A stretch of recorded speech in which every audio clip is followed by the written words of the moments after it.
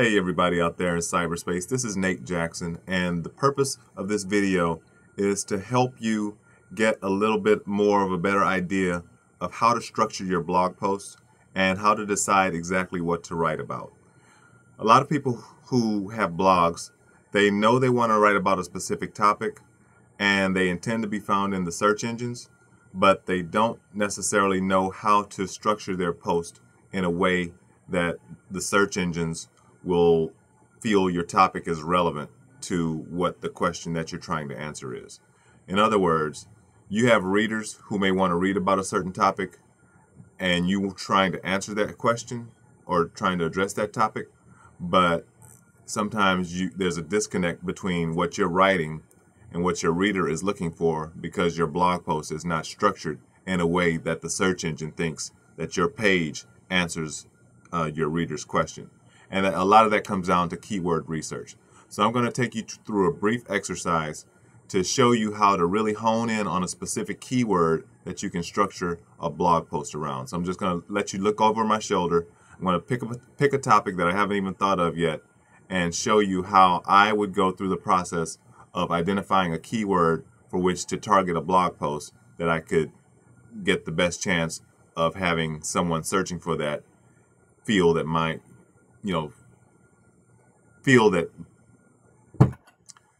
so that Google will think my page is the best answer to that question. So take a second, get some notes, grab a pen pad, just watch over my shoulder, and I'll be right back.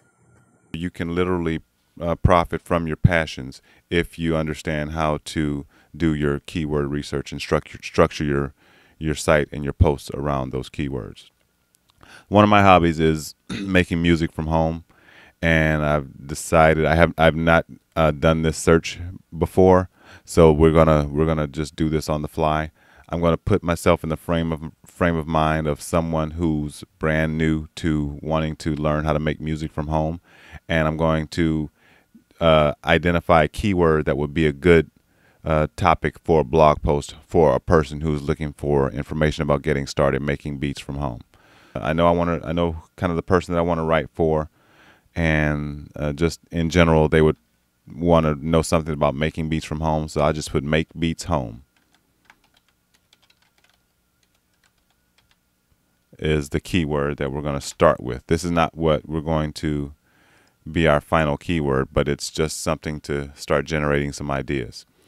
By the way, if you want to learn more about this software, there's going to be a link at the bottom of this article. That's actually going to be a link to a free download where you get to try the full version of the software for 7 days and learn all the features. And it's going to be a full version, so you have 7 days of unlimited usage. So it's a good way to learn about this software. It's a lot more powerful than using just the Google keyword tool. So it's really good for not only identifying keywords, but also identifying the competition for keywords, the profitability of keywords, domains that you should title websites if you're building websites. Anyway, so we're going to go into, so you got a 7-day trial, try it out. So the first thing I do is make beats home. What I want to do first of all is add all permutations. So this is the different combinations of make beats home. So you have beats home make, beats make home, home beats make, and all the different combinations of those three words. So I'll go to the keyword analysis, and then the next thing I want to do is analyze the keywords to figure out which of these combinations of words in which order is the one that's most likely someone is typing into the search engines. And then we're going to focus on that keyword. So I'm going to give it a minute and let it do its thing, and I'll probably pause it and come back if it takes too long. Okay, and so we've finished that search, and it looks like these combinations of words aren't a really good set to start with, and probably because we have some missing words. So I'm going to modify it a little bit and see what we come up with. So we're going to go back to the keyword generation tool and clear, and we're going to put in a new keyword. So we're going to we're going to kind of go back. I'm going to put in make beats from home. Let's see if that does a little better. So we go back to the keyword research module, and we're going to go to the keyword analysis. We're going to add the permutations and go to the keyword analysis and analyze keywords for make beats from home. And again, looks like we come up empty. Not a lot of, doesn't seem to be a lot of searches for make beats from home. Okay, so we're going to go back again. Going to try a new keyword. Going to try a budget home studio.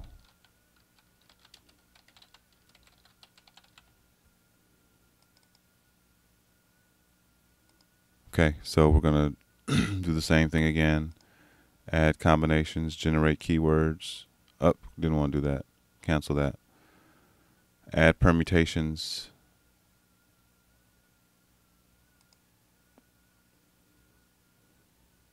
And keyword analysis.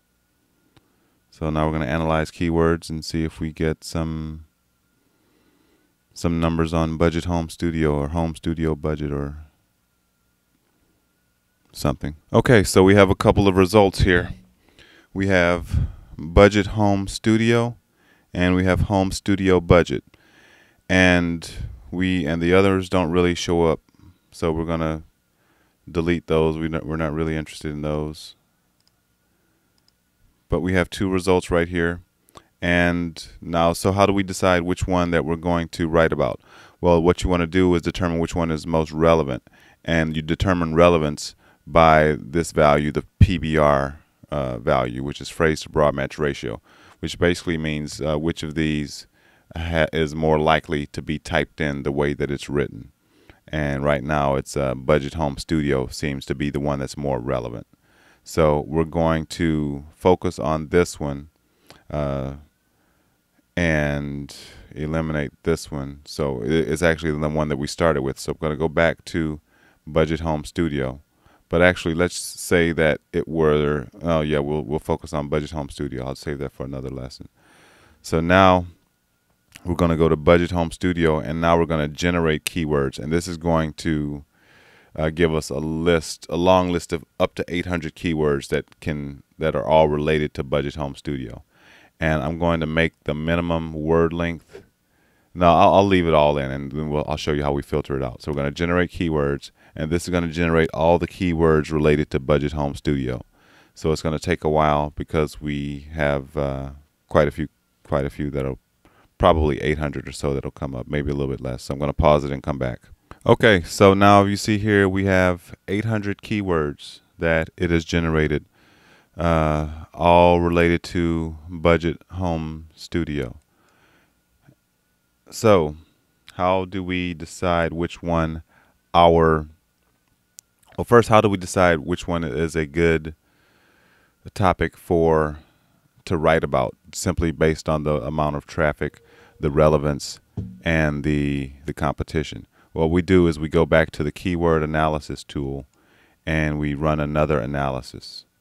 So what this analysis does, it tells us which keywords are relevant, which ones are actually real keywords that are being typed into search engines, which ones get a high number of traffic and have low levels of competition.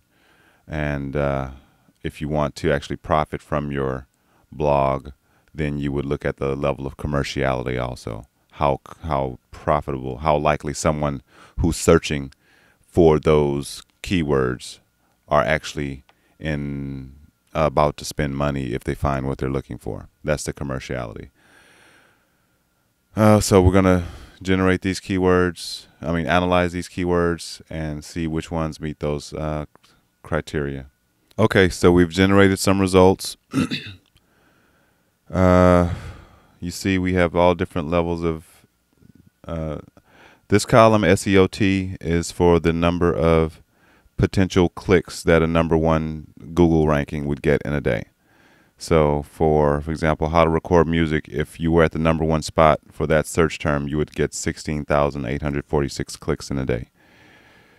The SEO competition, that's how many different web pages are ranking for that term, and the PBR is the likelihood that the phrase is being typed into the search engine in exactly that order. So the first thing that I do is always look for the ones with the words with the highest PBR, because that helps me determine which ones are most relevant. Actually, that's the second thing I do. The first thing I do is I turn on the filter for the long tail keywords, which are the ones that you want to structure your blog post around. Then the reason is because these are most likely the actual questions that people are typing into the search engine. These are the ones that when people go to Google, they're going to type in something that's ends up being a long tail keyword. So there are just certain values that these 3 columns are filtered by. I'm not going to get into all that. You can try out the software and go through the additional tutorials, and you'll see what those are. But it looks like something like Desktop Recording Studio is typed in exactly like it's written here. So it's a very good chance that if you can rank for Desktop Recording Studio, that there's going to be someone looking for that keyword. And that may be relevant to our niche, because Desktop Recording Studio implies someone who's wanting to make music from home. So right now, this is everything that we've generated here is a list of long tail keywords, because we've turned on the long tail keyword filter. So these are all very good candidates for particular blog posts. You could write a blog post about each of these topics, and if your on-page optimization is good, then you have if your on-page optimization as well as your off-page optimization are good, then you have a good chance of ranking highly in the search engines, because there's not a lot of competition. And well, yeah, because there's not a lot of competition. So one of the things that you can do once you generate a list of long tail keywords, you can come down to, you can select all those keywords and go over to this drop down and pick copy tags, comma separated, so that you can copy those, put it in put it in Notepad, save it as a CSV file. Let's see, beats.csv, all files, save that, and then we can open that in a spreadsheet. And then you have let's see, go to my documents, details. Yes, I still use Windows XP because I didn't like. So we got comma separated. So now you have each keyword in a spreadsheet. So you can just track the keywords that you write about. You can put the date that you wrote the article, and just all kinds of things. So that's it, really. I'm going to go ahead and cut this short, but that's how you pick topics that you want to blog about. You look for the long tail keywords. Long tail keywords are words that have decent levels of traffic, low levels of competition, and they're relevant to what your audience wants to read about. And I'll put together another video of how you can further filter out things that you don't want to show up in your search. I'm going to go ahead and cut this video off. It's getting a little longer than I want it, but that's a good way to figure out this can. You'll want these keywords to show up in your title of your blog posts. You'll want different. We'll talk about on-page optimization and off-page optimization in a different video. I'm going to go ahead and cut this off right now. This is Nate Jackson signing out, and I will talk to you.